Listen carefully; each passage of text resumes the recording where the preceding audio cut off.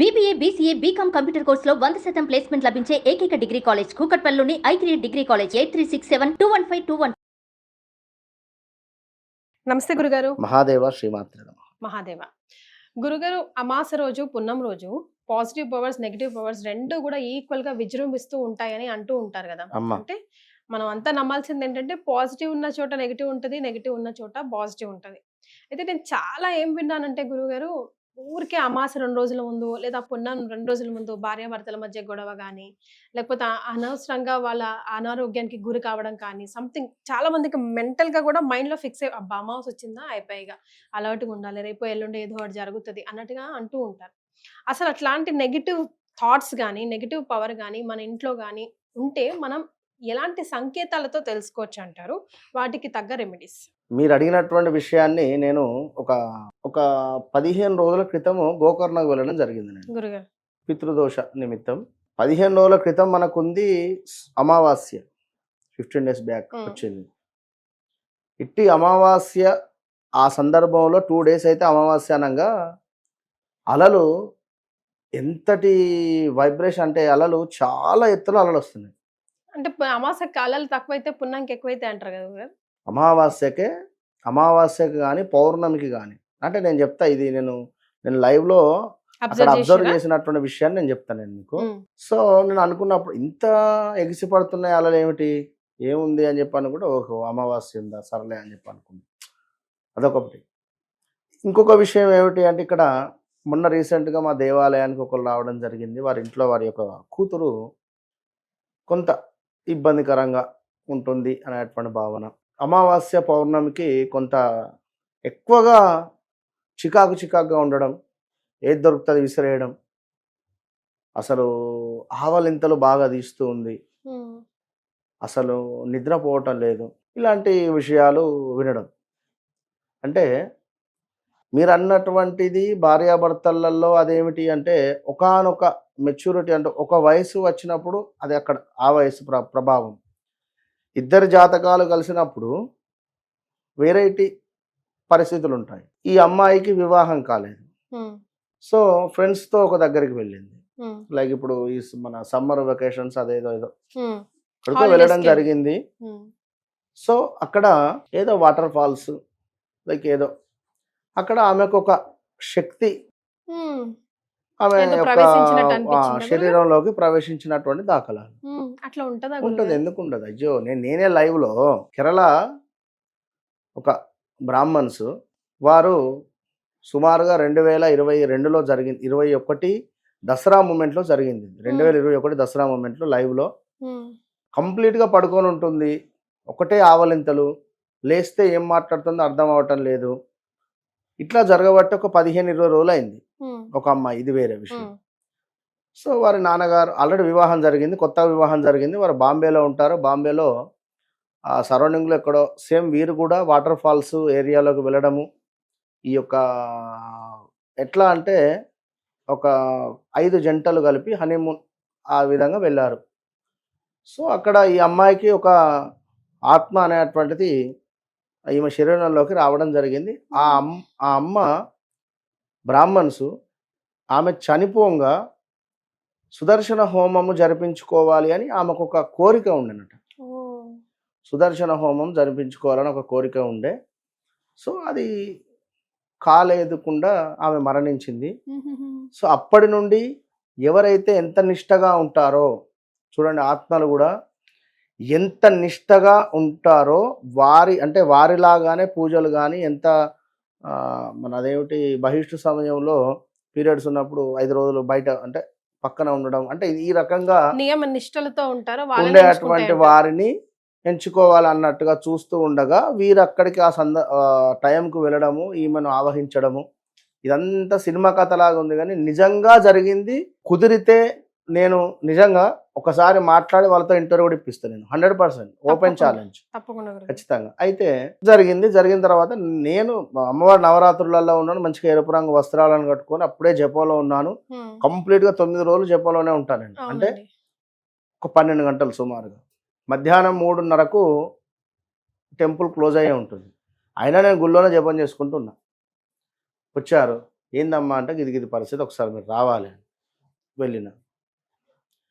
వెళ్ళే వరకు కూర్చొని ఉంది మూలకు, మామూలుగా జనరల్గా ఉంది అంతే.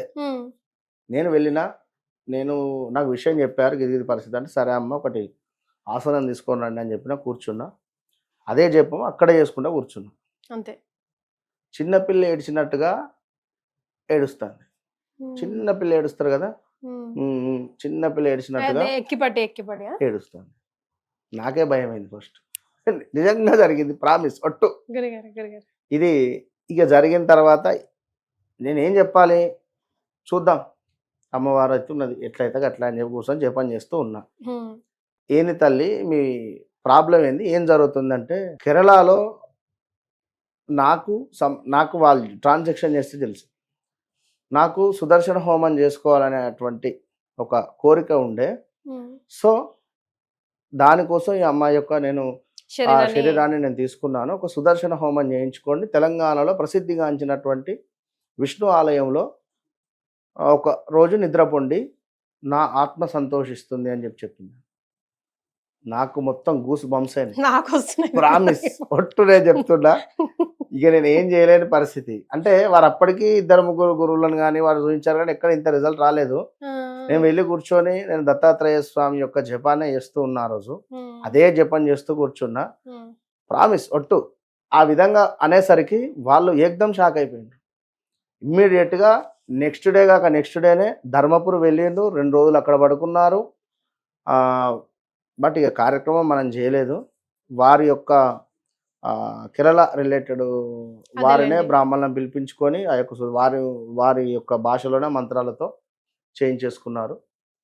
సంతోషంగా ఉన్నారన్నారు. బస్ కథ. ఇప్పుడు కొడుకు పుట్టాడు, మొన్ననే మాట్లాడారు. సరే అమ్మ సంతోషం అని చెప్పి. ఉంటాయి, పాజిటివ్ ఉంటుంది, నెగిటివ్ ఉంటుంది. మొన్న ఒకరు అదే ఇప్పుడు మీరు చెప్తున్నారు, ఈ పాప వచ్చేసి గోకర్ణలో ఇట్లా జరిగింది అనిపిస్తుంది మనకు, ఏమిటి అనేటువంటి సిచ్యువేషన్ అనిపిస్తుంది. ఆ యొక్క సముద్రాలకు సంబంధించినటువంటి సందర్భాలలో కూడా కొన్ని శక్తులు ఉంటాయి 100%. అది ఇక్కడ నేనేం చెప్తున్నా అంటే ఎవరి గ్రహస్థితి వీక్ గా ఉంటుందో వాళ్ళకు ఖచ్చితంగా అది 100% ఉంటుంది, అందులో నో డౌట్. ఇప్పుడు భార్యాభర్తలకు జరుగుతుంది అంటే, నేను ఇంతకుముందు మనము లాస్ట్ టైం వీడియో చేసినప్పుడు ఒక టాపిక్ మాట్లాడుకున్నాం, ఏమిటి జాతక గ్రహణము, గుర్తుందా? జాతక గ్రహణం అంటే ఏమిటి, చంద్రుడు రాహువు గాని, చంద్రుడు కేతువు గాని, రాహువు సూర్యుడు గాని, సూర్యుడు కేతువు గాని కలిసి ఉన్న సప్తమ స్థానంలో గాని కొన్ని స్థానాలలో, అదే విధంగా సూర్యునికి కేతువు రాహువు దగ్గరలో ఉన్న, చంద్రునికి రాహు కేతువు దగ్గరలో ఉన్న వీరి జాతకంలో గ్రహణ దోషం ఏర్పడుతుంది. వీరికి ఇదే భయం ఏర్పడుతుంది. ఈ అమావాస్యకు పౌర్ణమికి ఇబ్బందికరమైనటువంటి సిచ్యువేషన్స్ ఉంటాయి. మరి ఎలా బయటపడాలంటారు? అదే. సో ఇట్టివారు ఈ విధంగా ఉండేటువంటి వారు ఎక్కువగా ట్రావెల్ చేయడం కానీ, ఇలా ఫ్రెండ్స్తో వెళ్ళడం కానీ, కొంత వీళ్ళ తల్లిదండ్రులు జాగ్రత్తగా చూసుకోవాలి వీరిని గురుగారు, ఖచ్చితంగా. సో ఇలాంటి సిచ్యువేషన్స్ ఉంటాయి అనుకునేటువంటి వారు ముందుగా వీరికి పెద్ద రెమెడీ అంటే ఎట్లాగూ వారి ఫేస్ కానీ వారిని కానీ చూడండి, ఏం చెప్పరాదు. కానీ ఒక గాజు గ్లాస్ తీసుకొని అందులో కొంత నీరు పోసి ఒక్క 2-3 స్పూన్ల వెనిగర్ వేయండి. వెనిగర్ దొరుకుతుంది కదా, గాజు గ్లాసు, అందులో 75% వాటర్, ఒక్క స్పూన్ 2 స్పూన్లు వెనిగర్ వేసి పసుపు రంగులో ఉండేటువంటి నిమ్మకాయను అందులో వేయండి. వేసి ఇంట్లో ఈస్ట్ సౌత్ కార్నర్ లో పెట్టండి. సౌత్ ఈస్ట్ కార్నర్ లో దీనిని పెట్టండి. ఏముంటది గురుగారు సౌత్ ఈస్ట్ కార్నర్ అంటే? ఆగ్నేయ మూల. అక్కడ ఇది పెట్టండి. ఒక 48 అవర్స్ విడిచిపెట్టండి దాన్ని. 48 అవర్స్ లో కలర్ ఏమైనా మారిందా చూడండి. 100% కొంత కలర్ మారింది అని అనుకున్నా, లేదా ఏం కలర్ మారలేదు అని అనుకుంటే ఒక పరిస్థితి, మారింది అనుకుంటే ఒక పరిస్థితి. ఇంట్లో ఉండేటువంటి నెగిటివిటీకి సంబంధించింది ఇది. ఇక వీరి ఒంట్లో ఉండేటువంటి నెగిటివిటీ ఒకవేళ ఉంది అనుకుంటే గానగాపూర్ వెళ్ళిపోవాలి.